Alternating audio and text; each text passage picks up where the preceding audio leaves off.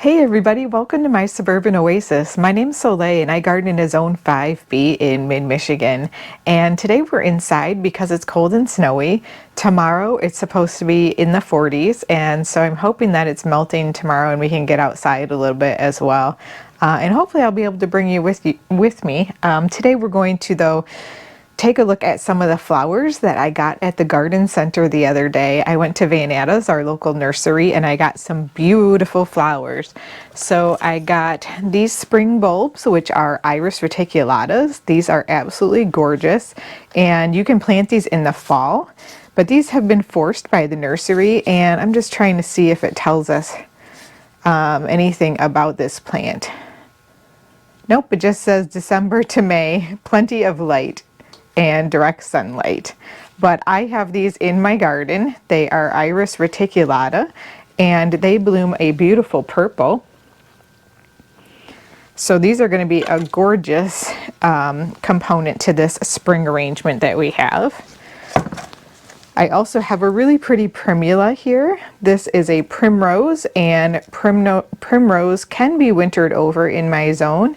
I just finally found a spot in my garden that they actually will winter over, so that was exciting.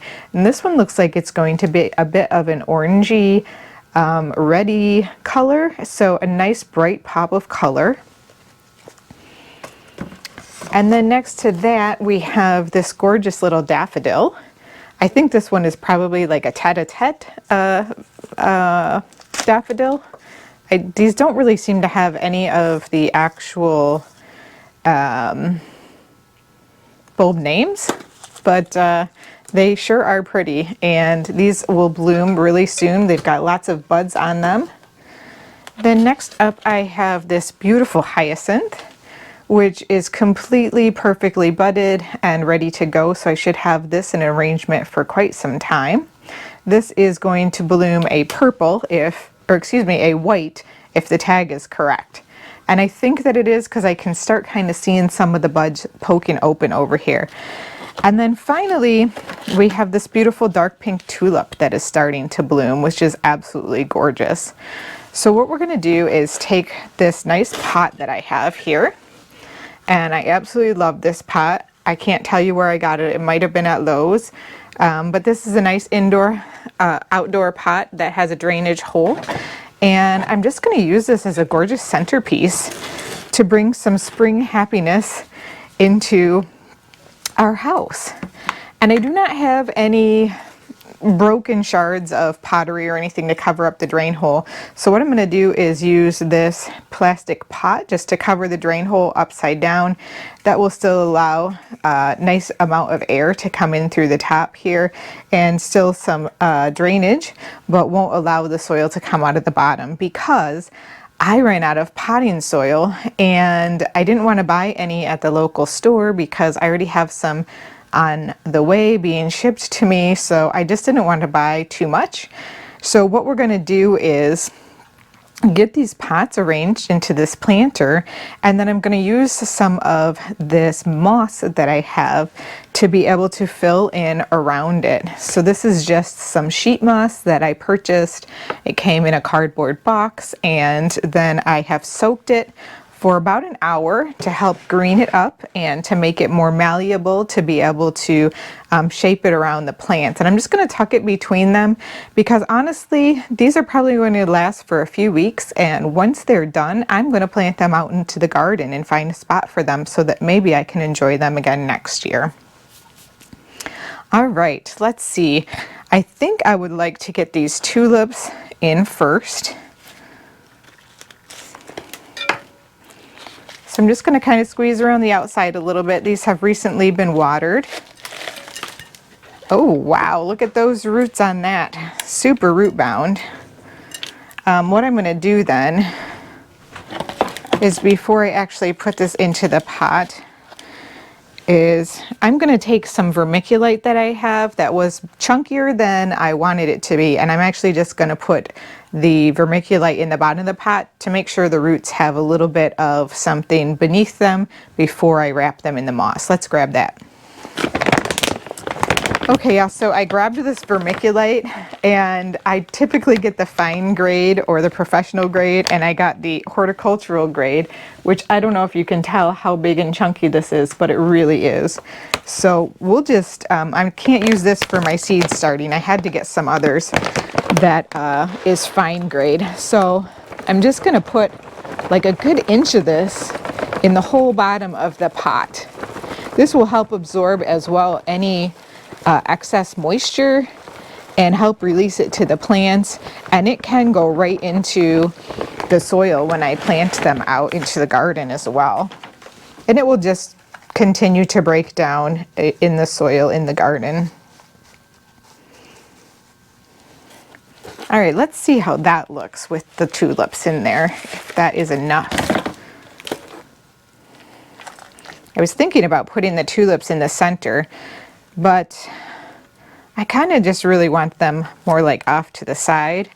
This looks like it's going to be the exact right height with the vermiculite underneath of it. Next, we'll use the next biggest plant here, which is the hyacinth, and we're going to put that one over here. Wow, look at those beautiful fresh roots. Amazing.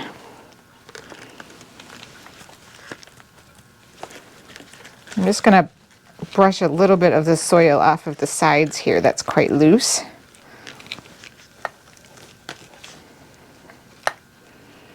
And then I'm going to put the daffodils towards the back here because I think they'll look lovely just kind of peeking up over. But to do that, I do think I need to add a little bit more of that vermiculite underneath to give them a little bit extra height.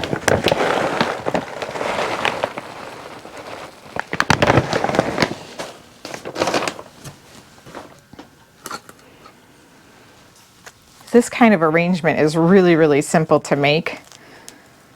And if you watched my video about shopping for these plants, I actually really lucked out because they had these on sale.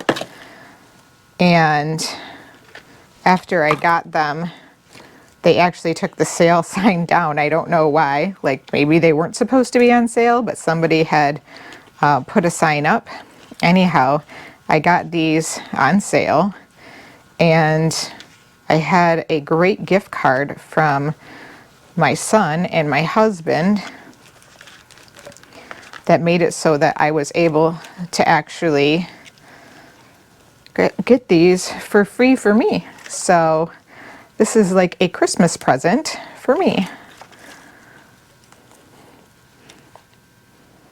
Okay, I think that looks great. And then in the front here, we're just gonna hopefully tuck the primrose and the iris.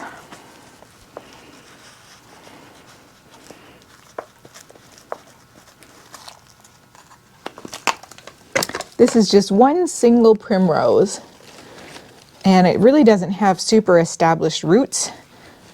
So I'm just gonna kind of squish it over because there's plenty of room for it.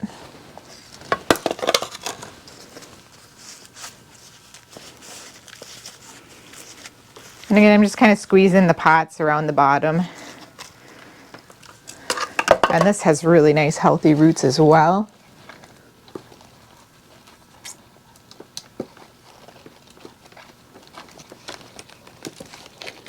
And I think this will squish in just perfectly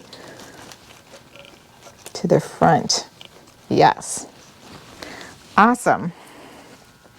I'm so excited. This turned out great so far. Now some of this moss, like I said, I'm just going to tuck it around, but before I do, I don't want to like waste the moss because it's not cheap.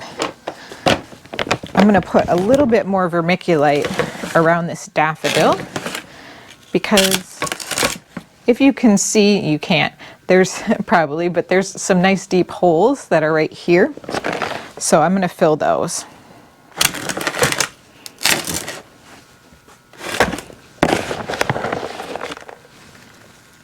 So I may not have to use as much moss as I thought I was going to have to keep these together, which is really nice. And this will actually help with the humidity. The vermiculite will. within the pot because it will retain that moisture and it will release it as they need it. It's actually really pretty. I don't know if you can see or not, so I'm going to turn this around after I get these in, because this would actually be a really pretty topper for your plants if it actually stays like this. My guess is it probably doesn't, but it's kind of like a coppery, shiny color here. All right, let me turn this back around again.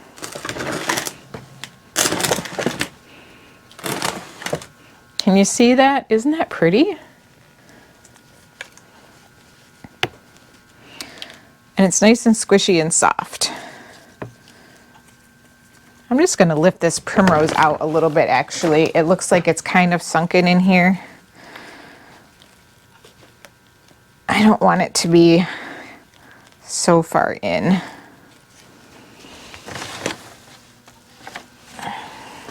It's kind of hard to do these things when you're trying to do it and you can't look at it. So all I've done is just kind of lift the primrose up a little bit, and then I'm pushing some vermiculite down into the hole to make sure that it can stay up that high. And I'm just going to let this vermiculite kind of fall in between the plants because there is some space between them since they're round.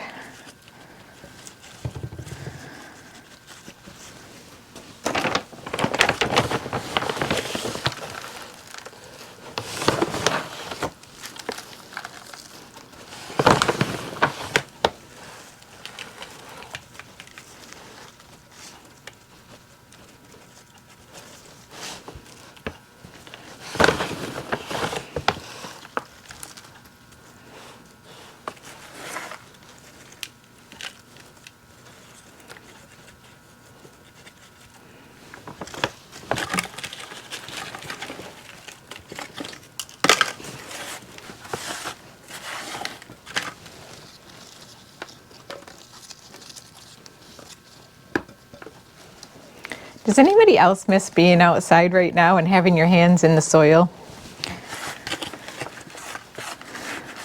I sure do.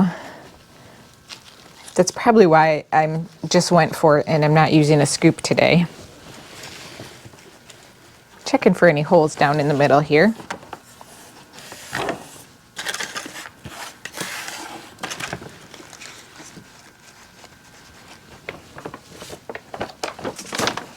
Okay, now I think we are ready for some moss. And this is actually an arrangement where many things are not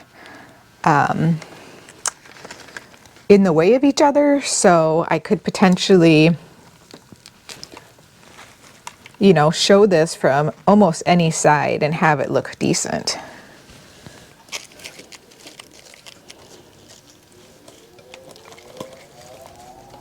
Great for a centerpiece.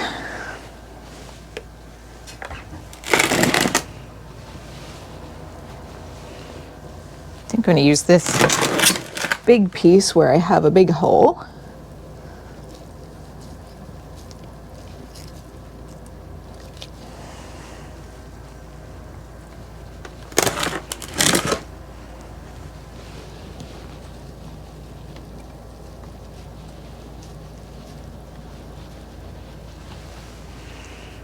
It's one of those things where I just woke up today and said, this is what I need. I need to go and find some spring bulbs, and we found them, and now we get to plant them and enjoy them.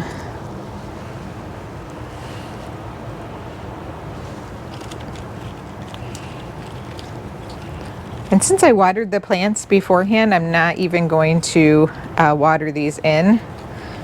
The moss is also really well soaked and wet, so I don't need for that to be moistened at this point.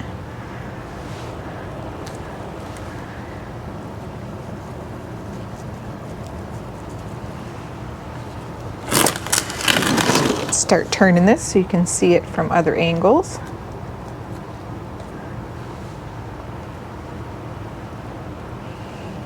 So, so cute.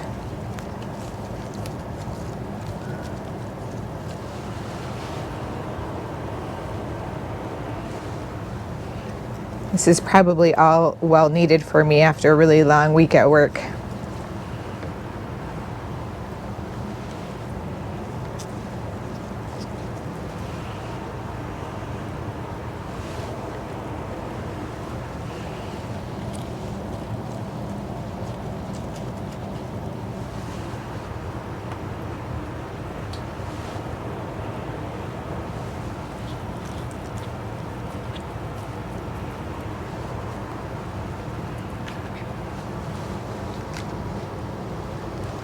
All right, I think I've got everything covered. And a really important thing for an arrangement like this is I'm going to need to use my mister on the moss because I have just brought it out of dormancy, and it can go in and out of dormancy, but not very easily. So once it has been brought out of dormancy, it's important to keep it moist to keep it alive. If it dried out at this point, it would have a much harder time to come back out of dormancy and be alive again. So we're going to try to keep it nice and moist moving forward. All right, I'm going to set this aside. I'm going to get myself cleaned up, and then I'm going to give you a closer look at this arrangement. So I know that I am not partial because I have made this arrangement, but I absolutely think that this is beautiful, and it just makes me so happy to see all of this lovely greenery and color and spring, and it's going to have a wonderful, wonderful fragrance as the daffodil comes out and these hyacinth bloom.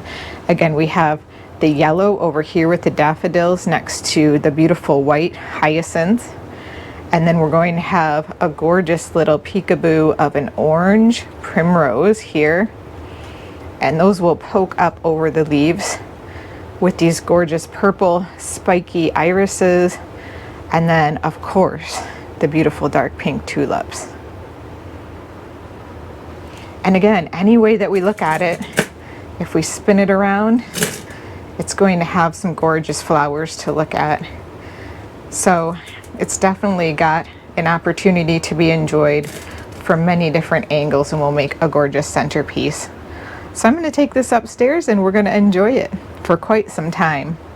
Thanks for watching today. I hope you enjoyed planting up this container with me, and I hope that you are thinking about spring and enjoying your day. We'll see you soon. Bye.